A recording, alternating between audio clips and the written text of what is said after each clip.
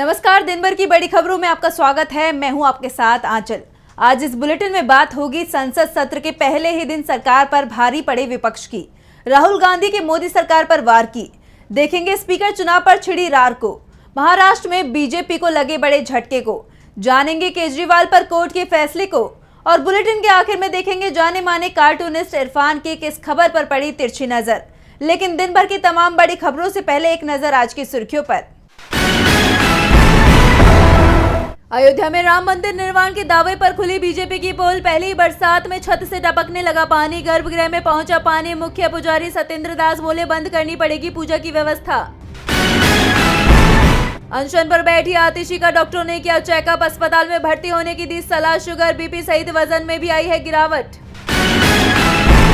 अब केरल राज्य का नाम होगा केरलम। विधानसभा में सर्वसम्मति से पास हुआ प्रस्ताव। पिनराई विजयन के प्रस्ताव का कांग्रेस ने भी किया समर्थन। शेयर बाजार में तेजी। 131 अंकों की तेजी के साथ 77,341 पर बंद हुआ सेंसेक्स, तो 36 अंकों की तेजी के साथ 23,537 पर बंद हुआ निफ्टी। ये तो थी सुर्खियां। अब बात आज की सबसे बड़ी खबर की। सोमवार से 18वीं लोकसभा का पहला सत्र शुरू हुआ। सत्र के पहले ही दिन विपक्ष के तीखे तेवरों का एहसास मोदी सरकार को हो गया। संसद के बाहर विपक्ष ने जमकर प्रदर्शन किया। सत्र की शुरुआत में ही प्रोटेम स्पीकर को लेकर विवाद भी हुआ। तो क्या कुछ हुआ संसद में, देखिए इस रिपोर्ट में। सोमवार को 18वीं लोकसभा का पहला सत्र ही हंगामेदार रहा। बता दें कि संसद सत्र शुरू होने से पहले ही विपक्ष ने संसद के बाहर संविधान बचाने का मुद्दा उठाते हुए मोदी सरकार का घेराव किया।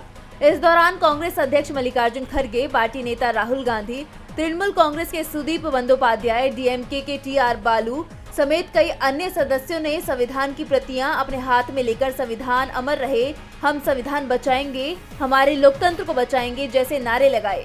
बता दें कि नारेबाजी जिस स्थान पर हुई वहां एक समय पर गांधी की प्रतिमा हुआ करती थी। तो वहीं संसद के अंदर पीएम मोदी जब शपथ लेने के लिए आगे बढ़े तो इंडिया ने उन्हें भी संविधान की किताब दिखाई।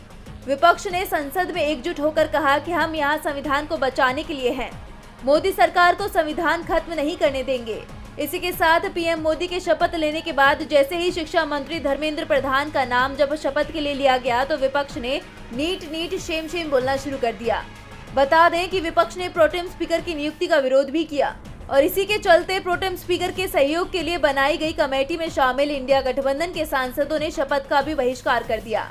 दरअसल पीएम मोदी के बाद प्रोटेम स्पीकर की मदद करने वाली कमेटी के 5 सदस्यों को शपथ दिलाई जाती है। इसमें शामिल बीजेपी सांसद राधा मोहन सिंह और फग्गन सिंह कुलस्ते ने तो शपथ ली, लेकिन इंडिया गठबंधन के टी.आर. बालू, के सुरेश और सुदीप बंदोपाध्याय ने शपथ का बहिष्कार कर दिया, क्योंकि इंडिया का आरोप है कि प्रोटेम स्पीकर के चुनाव में नियमों की अनदेखी की गई है। नियम के अनुसार के सुरेश को प्रोटेम स्पीकर बनाया जाना था, लेकिन बीजेपी ने भर्तृहरि मेहताब को प्रोटेम स्पीकर बना दिया। बता दें कि 18वीं लोकसभा का पहला सत्र सोमवार सुबह शुरू हुआ, जिसमें प्रधानमंत्री मोदी समेत कई सदस्यों ने पद और गोपनीयता की शपथ ले ली। लोकसभा अध्यक्ष का चुनाव 26 जून को होगा। राष्ट्रपति द्रौपदी मुर्मू दोनों सदनों की संयुक्त बैठक को 27 जून को संबोधित करेंगी। राष्ट्रपति के अभिभाषण पर धन्यवाद प्रस्ताव पर बहस 28 जून को शुरू होगी। प्रधानमंत्री द्वारा 2 या 3 जुलाई को बहस का जवाब देने की उम्मीद है। विपक्ष की बड़ी ताकत का एहसास आज सदन में पहले दिन बीजेपी को हो गया तो राहुल गांधी ने भी मोदी सरकार के पहले 15 दिन के कामकाज पर तीखा तंज कसा है। उन्होंने सरकार के असफलताओं की पूरी फहरिस्त सामने रख दी। तो क्या कुछ कहा राहुल ने, देखिए इस रिपोर्ट में। आज संसद के विशेष सत्र के पहले दिन सदन के अंदर से लेकर बाहर तक राहुल गांधी छाए रहे। एक तरफ पीएम के शपथ लेते समय राहुल ने अपने हाथ में संविधान की प्रति थामे रखी, तो वहीं दूसरी ओर सोशल मीडिया पर राहुल ने एनडीए सरकार पर जमकर हमला बोला और नई सरकार की कई कमियां गिनवाई। राहुल ने एक्स पर लिखा, एनडीए के पहले 15 दिन, भीषण ट्रेन हादसा, कश्मीर में देशद्रोही हमले, ट्रेनों में यात्रियों की दुर्दशा, नीट घोटाला, नीट पीजी परीक्षा निरस्त, यूजीसी नेट का पेपर लीक, दूध दाल गैस टोल और महंगे, आग से धधकते जंगल, जल संकट, हीट वेव में इंतजाम न होने से जाती जान, साइकोलॉजी बैकफुट पर नरेंद्र मोदी बस अपनी सरकार बचाने में व्यस्त हैं। नरेंद्र मोदी और उनकी सरकार का संविधान पर आक्रमण हमारे लिए स्वीकार नहीं है और ये हम किसी हाल में होने नहीं देंगे। इंडिया का मजबूत विपक्ष अपना दबाव जारी रखेगा, लोगों की आवाज उठाएगा और प्रधानमंत्री को बिना जवाबदेही बचकर निकलने नहीं देगा। राहुल ने साफ कर दिया कि मोदी सरकार के कामकाज पर उनकी पैनी नजर है। तो मोदी सरकार की नजर इस समय जिस चीज पर है वो है स्पीकर पद। बीजेपी अपना स्पीकर बनाने के लिए तमाम कोशिशें कर रही है, लेकिन एनडीए में इसे लेकर सहमति नहीं बन पा रही है। स्पीकर पद बीजेपी की सबसे बड़ी चिंता बन गया है। देखिए ये रिपोर्ट। एनडीए की सरकार कब तक चलेगी, इसका फैसला 26 जून को होना था, लेकिन इस बीच खबर ये है कि एनडीए 25 जून यानी कल ही स्पीकर पद पर अपना उम्मीदवार घोषित कर सकती है।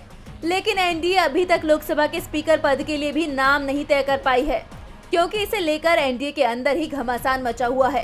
तो दूसरी तरफ इंडिया गठबंधन इंतजार कर रहा है और अपने पत्ते आखिरी में खोलने के संकेत दे रहा है। एनडीए में टीडीपी की तरफ से ये साफ कर दिया गया है कि स्पीकर पद को लेकर एनडीए में सर्वसम्मति से उम्मीदवार का चयन किया जाएगा, यानी बीजेपी का एक तरफा फैसला टीडीपी को स्वीकार नहीं है। दरअसल टीडीपी को बीजेपी की तरफ से अब डिप्टी स्पीकर पद का ऑफर दिया जा रहा है। तो इंडिया गठबंधन ने चेतावनी दे दी है कि अगर डिप्टी स्पीकर का पद कांग्रेस के खाते में नहीं गया तो इस बार संसद की परंपरा टूटेगी। दरअसल डिप्टी स्पीकर पोस्ट विपक्षी दल को दिए जाने की परंपरा है और बीजेपी डिप्टी स्पीकर का पद अगर टीडीपी को देती है तो फिर ये परंपरा टूट जाएगी, क्योंकि टीडीपी बीजेपी के साथ सत्ता में है। और इसे लेकर इंडिया ने भी साफ कर दिया है कि अगर कांग्रेस का डिप्टी स्पीकर नहीं बना तो इंडिया भी स्पीकर पद पर अपना उम्मीदवार उतारेगा।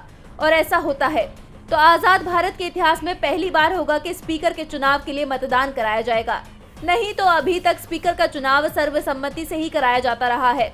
यहाँ तक कि जब विपक्ष का स्पीकर चुना गया तब भी चुनाव सर्वसम्मति से ही हुआ था।